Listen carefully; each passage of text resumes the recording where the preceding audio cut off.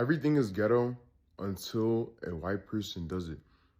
Like, really think about it. Everything is ghetto until a white person does it. I've come to the conclusion that a lot of white people are irritated by Black joy. I was thinking about when Kamala was running for president, Vice President Kamala Harris was running for president, and the Republicans made so much of her laughter. It obviously agitated them so much that she was joyful and would laugh, that it was like they wanted to put out her light. And I've had a few instances that I've mentioned. One just yesterday, again, with some Black girlfriends at dinner, out enjoying ourselves, laughing, not loud, but joyful, having great conversation. And this woman behind us had such a scowl. She could not enjoy her own meal because she was so fixated on us. And I know that last time I've mentioned stuff like this, white women, would say, or Black, people would come in my comments and say, oh, y'all would just be acting inappropriately. That's why they were looking, which we weren't, because of course always the blame has to be on us. And it's not far-fetched to be truthful about your resentment of other people's joy. And because you can't grow unless you're truthful about what you need to work on. I remember being in stores and out and about and seeing white kids running around and acting in a way that, would have gotten me in trouble when I was a child. And I felt resentful because I felt like they had the freedom to do it. And I was so strict with my 2 young Black boys because, I believe there's a pressure in the United States for Black people to behave a certain way or we get called out very quickly, particularly Black boys. And I always would correct them when we were in public, when they were acting like kids, frankly. I never wanted my kids to be seen as bad. And so I resented the freedom that white kids had to just be wild. I still thought they were kind of bad, but the fact that they had the freedom, I resented that, right? I don't know why white people resent it. And that's something that they need to investigate. But I do believe greatly that a lot of white people are annoyed, agitated, resentful of Black joy.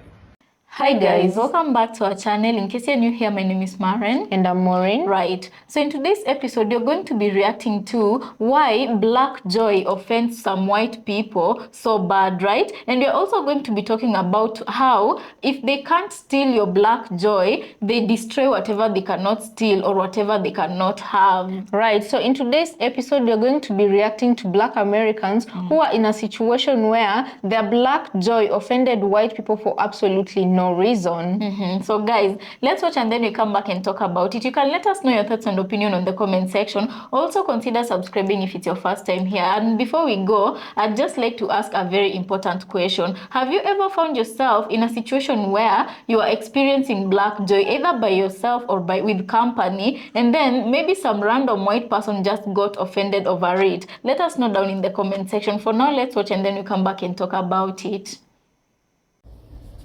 Rage baiting. As Black people, Black women in particular, we have found a clue and we realize we need to do this.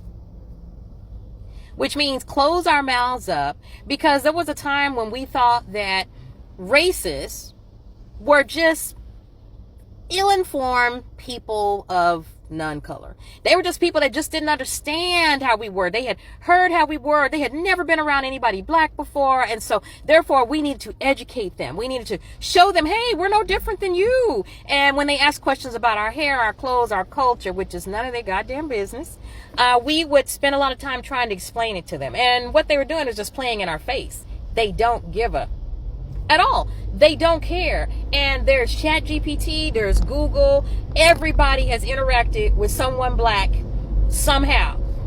On the telephone, you've seen them on TV, you've seen The Cosby Show, you've seen just typical Black families, you've seen Boys in the Hood. They're just, if you want to know about Black people, you don't need me to give you a private lesson, because first of all, I don't work for you. And 2, yeah, I'm a teacher, but I get paid to teach. And if you're not paying me and you're not one of my students in my class and you're not a child It's not my job to try to teach you that I'm just like you, or teach you I'm not going to rob you, or I'm not going to be. It's not my job, because you already know that. I mean, the racists already know that. So one of the things that I'm starting to see a lot, I've been doing just like a little bit of light shopping. My best friend is coming to visit me, who happens to be white. Yeah, I got a white friend. Best friend in the whole wide world. Trust her more than I trust most of my family. But she's coming to visit me, and so I was picking up a few things for us tonight while we set up and watch movies. And I noticed that when I would go into stores, like I went in to get some wine, and there was a black woman that was in there working. And I started talking to her. And when I talked to her, I could see that people around me were we were the only two black people in there at that time.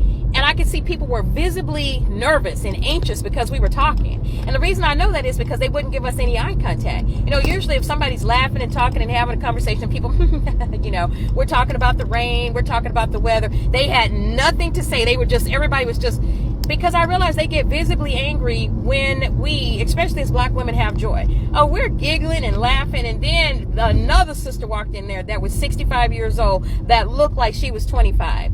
Oh, I went off. I was like, I need to see your driver's license. There's no way that you are 65. And we started laughing and having a conversation. And white people were brushing up against us, walking with their baskets real close, and everybody was in a hurry. Everybody needed to go on the aisle that we was at. Everybody needed something that was behind me, because they wanted to interrupt our talking, because I guess they somehow ingrained that, you know, these black people, they plotting on something, so we can't let them talk. And then I had to tell y'all, while we were there, another black woman walked in, and she was one of those ones that probably was like those people that they're talking about. They were the only one that grew up in their community. Oh, she was irritated with them. Excuse me. She had to get by. She didn't have nothing to say to the three black women that was standing there. Not, hi, how you doing? Kamala Harris got cheated out of the election. No, I mean, I'm just kidding. But she didn't have nothing to say, right? And so that's what I noticed. Y'all remember when people used to do that? When black people used to do that? We would see black people. Now, the way I grew up, and I grew up in the South, you always speak to another black person, acknowledge them, or give them a head nod. But as things and times changed, I noticed that there were a lot of black people, especially in my travels at school or doing TV news. And when you kind of branch out from your area, I noticed that there would be black people, and it'd be usually mainly black men that ain't never, well, that only black people they ain't been around is their family, right? They get all nervous and they can't see you. They just go completely blind whenever they see somebody black, especially a black woman. And then you'd have some of the Oreo black girls that probably are pledging to Bama sororities, and they would see you, and you're like, you can even be an older black woman just kind of looking at, oh, look at this little cute little sister. They don't see you, because they don't want to, they haven't gotten permission from the people of non-color to be able to talk. And when we think about these kids who were clearly in Louisiana having the time of their fucking life because they graduated, and we think about white people's reaction to Black joy. Oh yeah, that's it's not about civility. It's not about decorum. They don't like to see us happy. That's what it is. I need some Black joy. The fact that Black joy even exists as a concept in the world. I hate to say it. I hope I don't sound ridiculous. She changed her fucking caption. The original caption said, "I'm jealous of Black joy." And this is what she changed it to. I don't like this. You see, anyway, this woman gets on here and says she's jealous of Black joy. I comment this. And then she responds saying something about how she can see how jealousy can be a triggering word. She ends the video with saying, "So can you tell me where it comes from, where Black joy comes from?" Listen, you have to stop trying to make it Black people's jobs to express to you how they find joy in their everyday life or the concept of Black joy. All I'm going to say is, as an Asian woman and as specified as a Chinese woman, you say that all you guys know is hard work. I've seen plenty of happy Asian people. Asian joy exists. So talk to your culture, talk to your people, and ask them how they find joy in everyday life. Ask them how they find happiness.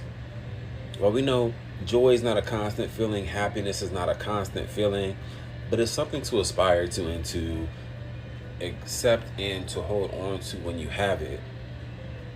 But black joy is not yours to have.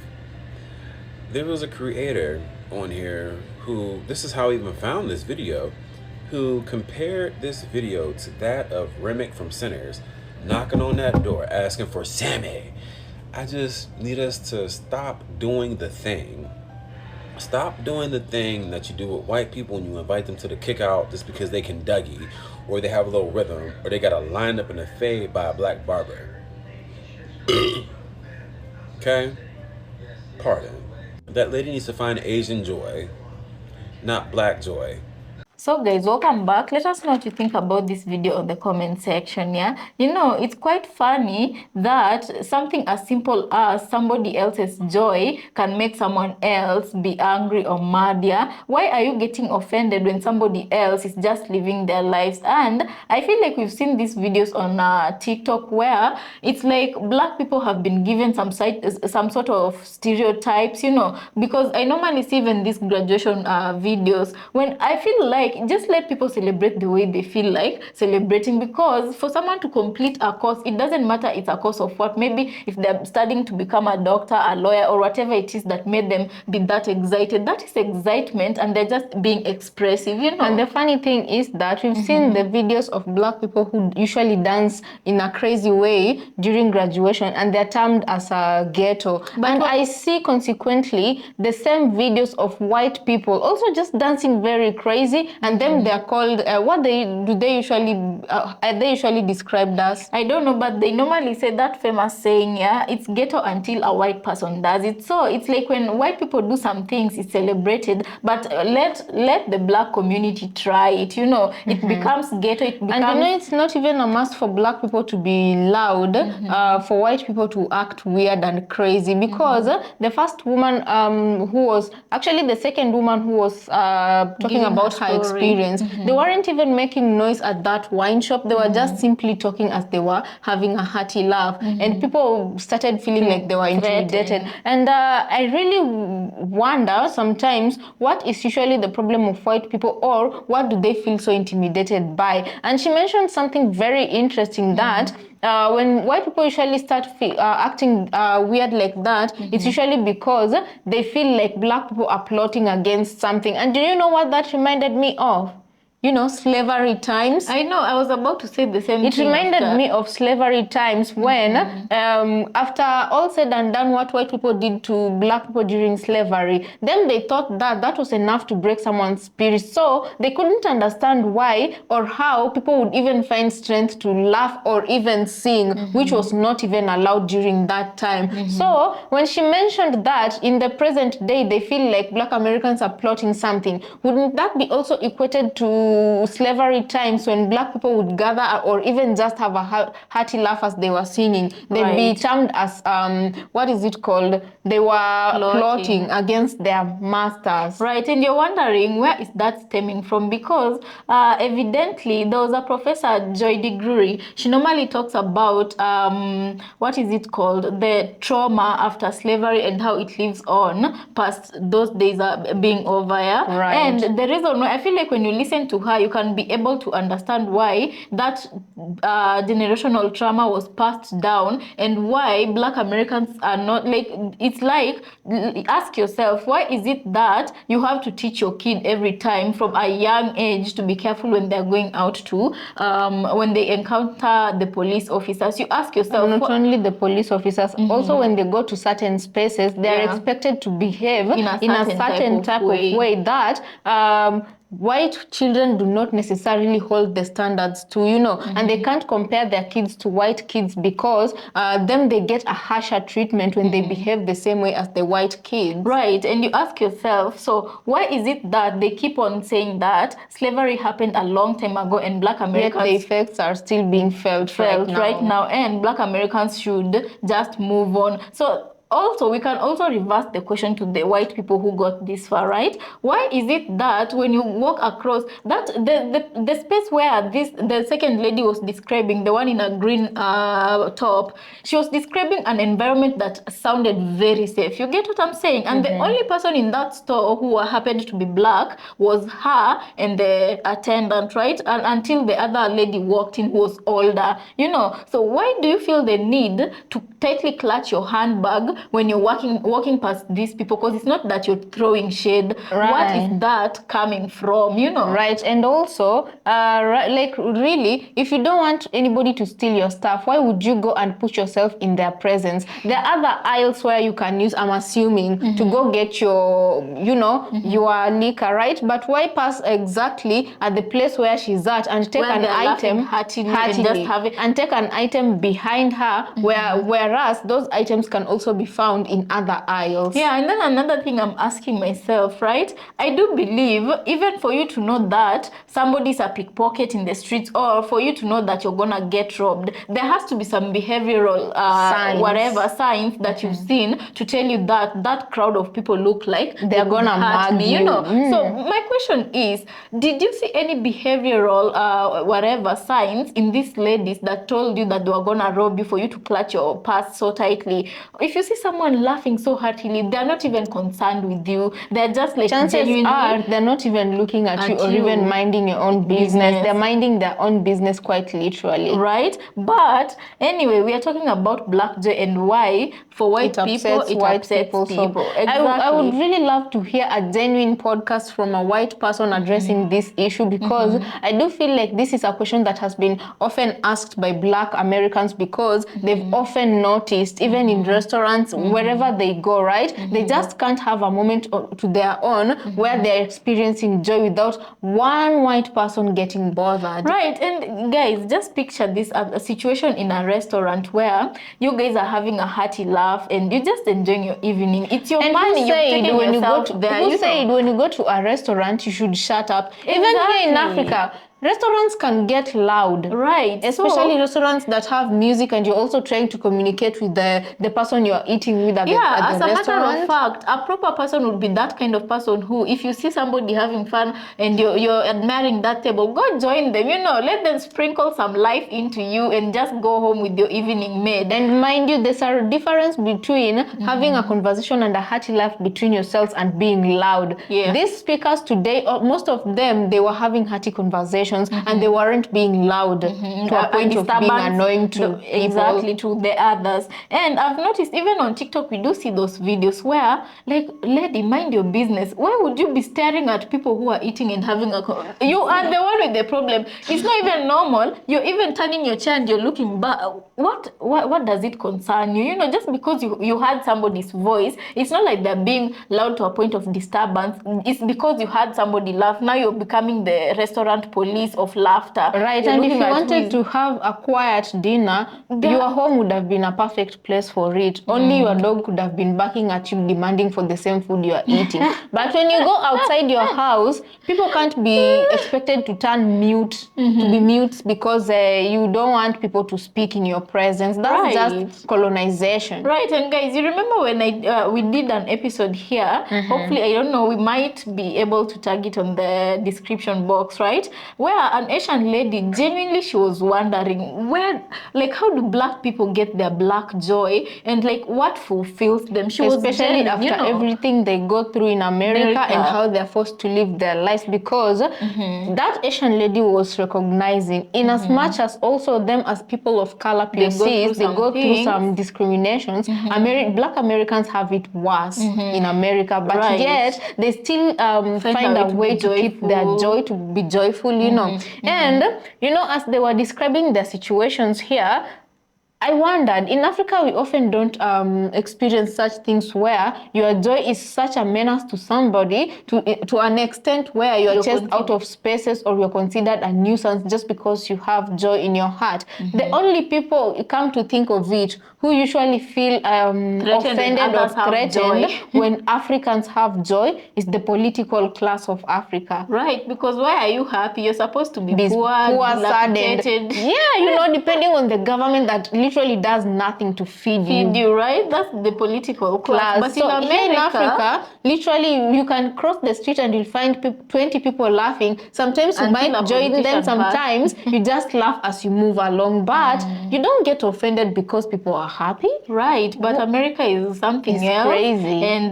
definitely white folks need to style up, but that's just an understatement if you say that, because like there's a reason why they are fearful of everything, even just a simple thing as laughter or joy in a different community they're supposed to be oppressing, you know. Someone said this should be investigated, and I do concur with them. This should be seriously investigated. And if there's nobody who can come to the answer after the investigations, only white people hold the key to the answer of this question. Please, I'd really love to see from a genuine white person why they really don't like when black people seem like they're having fun. Although there's because why would you feel so every time black people are gathered somewhere having fun, they're plotting against you? But there's a creator on TikTok who normally talk about white people with, being obsessed with black people, and I feel like he does a very good job. He's called I've forgotten the name, but he normally talks about these things, you know, and I feel like he kind of